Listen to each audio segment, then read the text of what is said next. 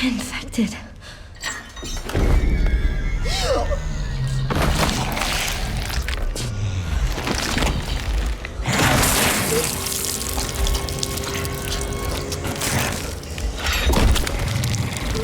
Nearly 3 years after the last release, Resident Evil is back with its 9th main entry, Requiem. Returning icon Leon S. Kennedy is joined by newcomer Grace Ashcroft, who has ties to the franchise past, and together they lead a desperate fight against a new threat in a familiar landscape. Grace Ashcroft. Yes? My office. For the love of the franchise, we'll let you discover the most important lore on your own and just hit you with the essentials. The story is set nearly 30 years after the destruction of Raccoon City, with both new and returning characters taking center stage. Grace, an FBI intelligence analyst, is tasked with investigating a series of mysterious deaths at the same condemned hotel her mother, Alyssa Ashcroft, died in years earlier. Meanwhile, Leon is investigating the deaths of several survivors of the Raccoon City incident, with former Umbrella scientist Victor Gideon as his next lead. The team has settled on a person of interest, someone with ties to Umbrella. The story wonderfully mixes in past lore and Easter eggs without getting too excessive, standing well on its own. Grace brings a relatable vulnerability to the proceedings, while the new villain is a high mark, even for a series full of favorites. His understated, sinister presence, aided by his ties to the legendary Umbrella Corporation, is sure to stick with fans. Leon is a little more grounded than in some of his previous outings, but he still throws around his trademark quips when the moment calls for them. I think I want a second opinion. With two protagonists, Requiem is split into contrasting styles of gameplay, resulting in dramatic shifts in pacing and tone. It's recommended to play Grace's sections in a first-person perspective and Leon's in third-person view, but these can be changed at any time.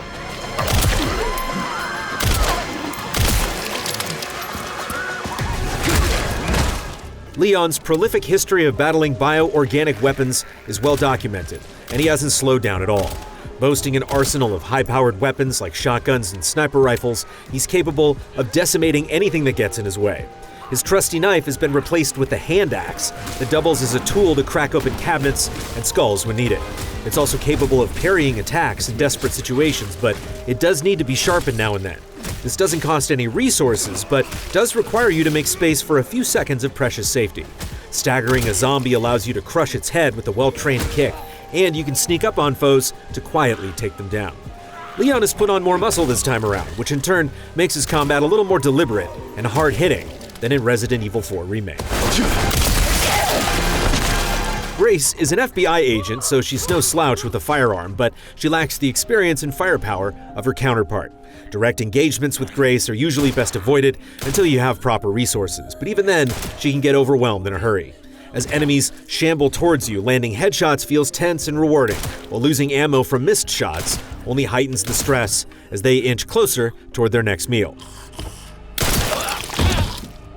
There are 3 initial difficulties to choose from, and the standard classic mode goes so far as to bring back the iconic ink ribbons needed to save, with limited autosaves in Grace's sections. The need to manage an additional resource and the heightened consequences of death add an extra level of pressure that makes creeping past the undead a harrowing endeavor. For both characters, crafting plays a pivotal role in surviving the terrors of Raccoon City. But while playing as Grace, knowing what to make is always a high-stakes decision. With Leon, it usually comes down to which type of ammo you need to craft, but Grace has to use a device to extract blood from buckets or corpses, with a limit to how much she can hold at any given time. Combining blood with scraps and other materials, she can craft ammo, healing items, ink ribbons, and other useful tools like the hemolytic injector that lets her perform stealth kills.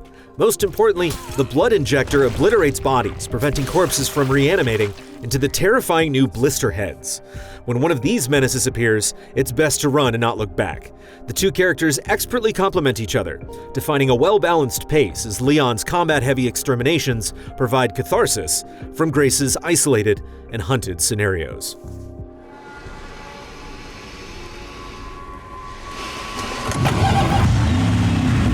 Some of the edges.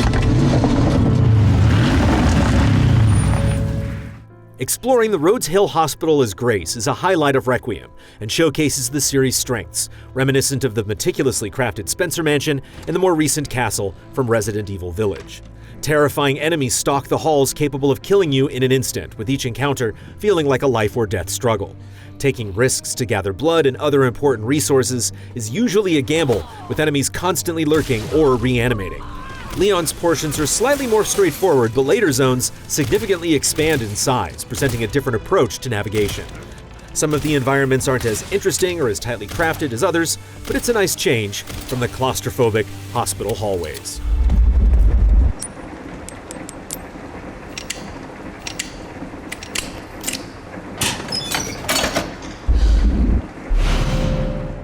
When a mutated freak show isn't blocking your path, the series' trademark puzzles typically hinder progression. Flipping levers, procuring keys, and backtracking to previous areas are all par for the course, with optional puzzles like locked safes that tantalizingly taunt you. Thankfully, the map isn't as overpowered as it was in Village, no longer showing you when a specific room has been fully explored, which helps you stay aware of your surroundings and keep moving forward. It's hard to talk about bosses without spoiling things, so we'll just say that it wouldn't be Resident Evil without its share of disturbing monsters. Each one is typically defeated by unloading an obscene amount of ammo into them, but their presentation and visual design are what stand out.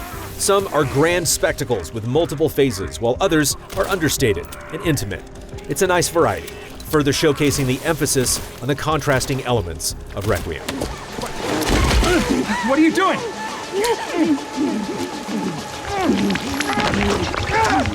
One personal disappointment is the lack of a merchant, like the ones featured in RE4 and RE Village. Leon earns points from killing enemies, incentivizing combat over exploration, but unlocking weapons and upgrades from a generic box lacks personality and charm. Optional treasures are also unfortunately absent this time around, with the incentive to explore being mostly placed on finding additional resources.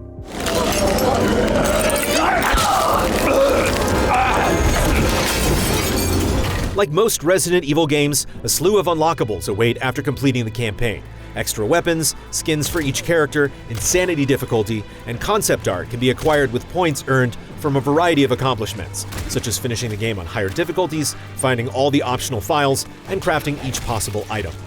These are excellent motivators to replay the game and to push yourself by attempting harder difficulties or speedruns. But a few extra skins or gameplay modes would have been appreciated.